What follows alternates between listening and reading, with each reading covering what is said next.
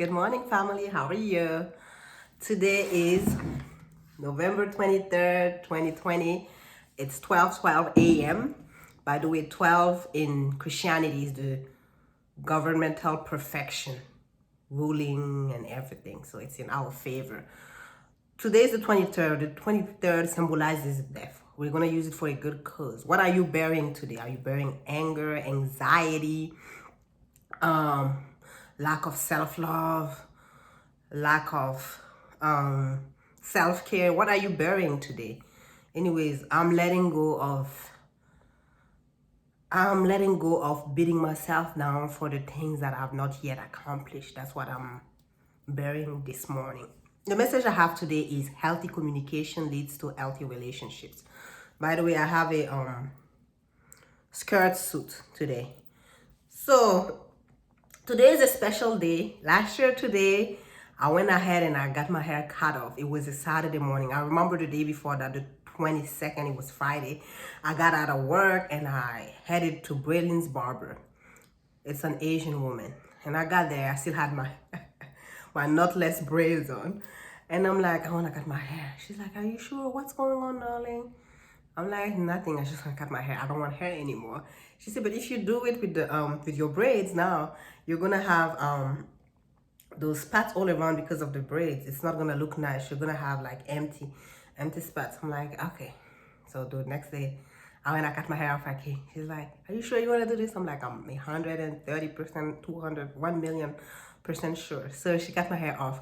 Just like when I took Braylon the first time, she was like, do you want to keep your hair? I'm like, no, this is me letting go of past trauma and all these things, so I don't need anything. I'm like, well, here we are, a year. It's amazing how 1 year goes so fast. I could not imagine that. So I hear a lot of monologue. Let's get away from fictional relationships. In order for a relationship to exist, communication is the base. And communication is a two-way street. Not you reaching out and you're not hearing back from the other party. Communication means it's mutually beneficial. It goes both ways. You reach out and they respond to you. If they're not responding to you, sorry, my darling, you are not in a relationship. So, what is healthy communication? Healthy communication is setting boundaries. Even in communication, you have to set boundaries. Healthy communication is listening before you say anything. Funny enough, sometimes we have, already an idea of how we're going to respond to something ahead of time. With that being said, when we talk to the person, we're not even listening to them, to be honest. We are just waiting for them to finish so we can tell them what we had all along. Let's not have programmed conversation that we are waiting to put out. If something is bothering you at the time, release it right then. It's not healthy to hold on to that and bring it next time. It's not healthy. So first, you have to be a good listener to be a good communicator. And truly listen. Truly listen to see where the person is coming from before you answer. Colossians 4:6 tells us, let your conversation be gracious, seasoned with salt, so that you may know how to respond to each person. So, when you reach out to somebody and they are not answering you, not one time, not two times, not three times, do yourself a favor, leave them alone. Like I told you, this has nothing to do with you. They are dealing with things that they need to work on. That's absolutely fine. It has nothing to do with you. If you stay in touch with people like that, who are not good for your self-esteem, who don't have common sense or home training, you are doing that because you're looking for validation, not love. Because when you love self, you don't let people treat you anyhow. I was really disappointed when, not last week, the week before, I was ministering to this lady. They're in their 50s, mind you, and she told me that. Finally, she told me, not today, you always drop the call on me. I felt so bad for her. I'm like, this is not my experience. I don't never give anybody that opportunity for you to drop the call on me. That's disrespectful. I don't do disrespect. But what you have to realize is that the person who drops the call on you is the person who's not been answering your text messages, your phone calls, your emails, your whatever social media a request or, trying to reach out to them via social media. If they're not responding to you, leave them alone. That's the person who finally you blow them up and one day they just pick up and they lash out on you. Respect yourself enough. They don't want you. Why do you want somebody who doesn't want you? Seriously, that's one thing I never understood. Yo, you don't want me, fine. I don't want you either. I'm the prize. I am the catch. So don't put yourself through that. That was so painful. Also, one word that I don't use, boyfriend, girlfriend. I'm a woman. I'm a lady. I'm looking for a man, not a boy. You know what I mean? I remember when I was again dating that older man. Every time I would refer to him as my partner. I always called people my partner or my significant other, even when I was younger. I'm like, don't use that word because it's kind of derogatory. To me, it is derogatory because I'm like, no, we don't do that. We're not boys and girls. We are men and women. But so that's something that I wanted to share with you. And also, unless you talk to the person every day over the phone before you call anybody, please text them. Make sure, hello, I want to talk to you. Does this day and time work for you? If not, what's your availability? That's healthy. Then you're giving them room to get back to you. And then when they get back to you, take it from there, And don't be sending 11 text messages at once. Unless you're on the phone with the person, and you're sending them things that you're talking about. But if you're not on the phone with them, you're just texting them randomly. That's not right. That's not fair. If you have a problem with somebody, before you go sharing this problem with the whole world, go to them directly. Talk to them. Because by the time you talk to that person, you have the problem, you have 10 to 15 other people's opinions in the head. You are confused. You don't know what's going on. Something is bothering you. It's called emotional intelligence. When you do this or that, it's bothering me. And another healthy way to bring it up is to say, yeah, I feel. You project that issue on yourself. So you're showing compassion. I feel as though this is going on. Are my feelings justified? Am I right? What's going on? Is everything? But before you bring all that up, you call them and you really ask them, how are you? What's going on? Because you could be, for instance, you could be upset that somebody didn't pick up your phone call the last time you called. But later on, come to find out, when you finally get to speak to the person, that they were in the hospital. How do you feel now? You feel so bad that you are angry at nothing, So you really don't know what's going on in people's life. And not everybody's gonna open up and tell you this is what's going on. That's not what's going on. So let's just practice patience. Let's be slow to anger, slow to jumping to conclusion. Let's just breathe. Breathe, take it easy, reassess things. Reassess things. So, and when people know, we all know right from wrong. The truth is engraved in us. We all have the truth within us.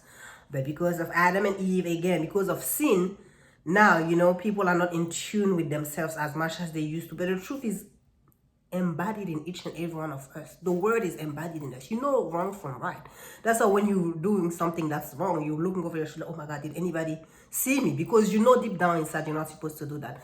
Speaking of that, the other day, I walked on in Berlin holding his ding ding to pee. I'm like, who told you that? It's like God. I'm like, I like that answer. Thank you, Jesus. But I was so surprised because, there's no man, around my kids. But that goes to tell you, if at 4 years old, he knows he's supposed to do that, how much more you guys who are grown? I'm saying all that to say what? Again, if a man wants a relationship to work, he's going to put in the effort. If both parties, not only women, not only men, both parties work as hard as making the relationship work as they work at keeping a job because the job is their livelihood, that's how they pay their bills, that's how they get by, there wouldn't be a divorce. There wouldn't be a separation. Keyword, both parties. Think about it. If you start treating your relationship like business, it's going to work in the sense that you're giving it your all, not in the sense that you're waiting for money. Women, no. Men are not ATM machine and you're not a prostitute. Let's stop that. So think about it. If you both put your all, and I had to say that to a guy, that was the last guy. I was like, I'm not fixing any more men. I was like, yeah, how many relationships have you been in before and it didn't work? I said, you're too negative for me. Your energy is too, it's off. It's like, no, no, no. I said, no. I look at it the other way around. If I give it everything that I've got, it will succeed if I do everything. And I gave him that example. If you're at work, you're working hard, you're doing everything what you're supposed to do. What you get out of that is like a promotion. I say, exactly. And before you know it, you're at the top. So that changed his perspective, but it's just so sad. Also, whatever, yes, man, most of the time, unless he's mature, he's ready to settle down, he's outgrown his player stage, most of the time when they look at a woman, the first thing that comes to mind is sex. So with that in mind, that doesn't mean that you have to dim your light. If you want more than the physical, you as a woman bring it up. Ultimately, believe it or not, they might not agree with you because he's not thinking about that yet, at least not at that time. But they respect that. They respect a woman who knows what she wants, and won't settle for anything less. So make that known from the get-go. Make that known from the get-go so it takes drama. Honesty saves everybody time and drama. For instance, I was involved with somebody whose work required his phone to ring off all times of the night. So he warned me, he's like, okay, just FYI so that you know that when my phone goes off, it's nothing going on. I have no situations. It's just work. Which I appreciated. I like that. I'm like, okay, from the first meeting, I'm like, I like that. We're onto something. I like honesty. Just tell me what's going on, and I'm going to act accordingly. And Lord behold, phone went off at 1, 2, 3 a.m. and explained to me if he was not booked for the entire day, he would leave the sound on his phone. So, but everything was vocal. So the text messages came through voice. Hello, it's such and such. Do you have an appointment for today? So it was just cool. I like people like that who are honest and upfront. Another incident, I was involved with somebody and his coworker texted him, oh, I'm under the influence. Please be my second clock, wake me up. Mind you, himself, he didn't have to work that morning. So here we go, waking up early to accommodate his coworker. He calls the coworker only to find out the coworker was already up. So since you are the one who reached out to ask that he wakes you up in the morning, common courtesy would be if you got up on your own, reach out back to him before he reaches back to you. It's no consideration. So when I say that to him, it's like, wow, you're right. I didn't look at it. I'm like, yeah, that's no consideration. Spying and monitoring people on social media to see if they are online and equating that to, okay, because they're online, I can talk to them. You don't know what they're doing online. Because you're online scrolling down through the feeds doesn't mean that's what they do. Doesn't mean that's what they're doing. Some of my social media, I get on only to be on the phone or, with people that are not here. So it's like time and time again, people looking at that and like, I'm online doesn't mean I'm available. Or some people who know your schedule and they try to get in, they know you do something particular at that time. And they're like, okay, I'm going to call you. I'm like, no, that's my time to do that for myself, not for people. For instance, I have a specific time I pray. And when some people found out about it, they would call me like, oh, please pray out time. No. Remember, I had prayer with you today at such and such time. That was the prayer for you. It was me praying for you. Now it's me praying for myself.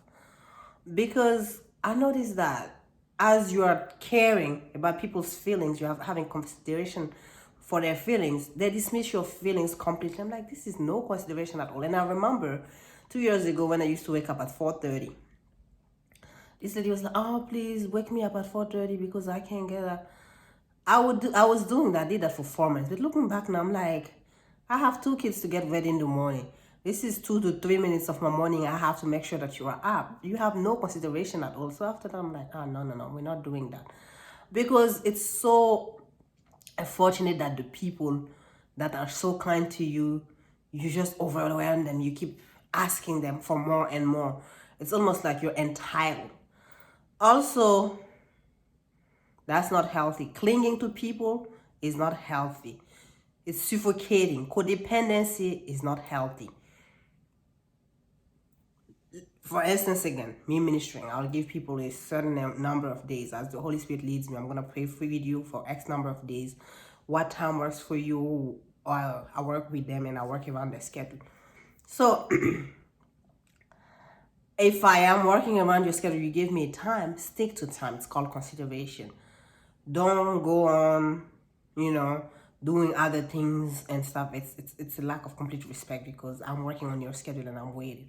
And if you're late, just let me know. And I love it when the people are like, I know how you are about time. I'm running a little bit late, if that's okay. I love those people who have consideration. Also, I'm done praying all these days with them. The next day they try to call me at the same time. No. I'm praying for someone else. It's not how it was. Oh, I missed that time. Don't miss that time. Use that time to pray for yourself. If among all these days, I hope and I pray that you got something out of how to pray for yourself. So, all the people who wanna just text you about anything or everything, call you, isn't that unfortunate that the people who make themselves available to you, you wanna suffocate them? Nobody likes to be suffocated. So there are some things that you have to figure out on your own. I have relationships where I talk to the people once a year, and those are kind of the best. Because when we catch up, and it's not even intentional or planned, when we catch up, we get down to the important part. What was the highlight, what was the lows, and we get to kicking. So I love this relationship because I'm like, wow, I am there. I'm going to be there. I make myself available as the Spirit leads me. But I don't like clinginess. I only signed up for 2 kids. I don't want to be raising adults. My days of doing that are completely gone. Excuse me. So to summarize, healthy relationship is what? You determine the time to call somebody.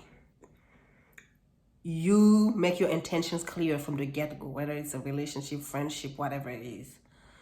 Before you respond, you listen with an open mind. If you have a problem with somebody, go directly to the source and talk to them. Don't put expectation on people that you can't meet up yourself. Don't be selfish. Don't let somebody become your God. And that's what I try to stay away of. Because I'm not going to answer on Judgment Day for you calling upon me. Call on God first. Listen to Him. See what He says. And then you can call me. I'll cheer you up. I will listen. Also, make your intention known. Because sometimes, thank you, Holy Spirit, sometimes people just need to be heard. Other times, they need advice. So if you are the one calling, to discuss something, make it clear from the get-go. I just need to vent, or I need your input, so that the other person knows what to do. And if you're the other person also, you can ask also, you know what I mean, but just let them get what they have going on first out. And I'm victim of that because I love to talk. So let's get into the habit of listening. We are quiet and we listen. Also, the person who calls, you let them drop the call first. You let them hang up first and say bye, not the other way around. I hope that's helping you. And I wish you a great week, a productive week. I'll talk to you soon.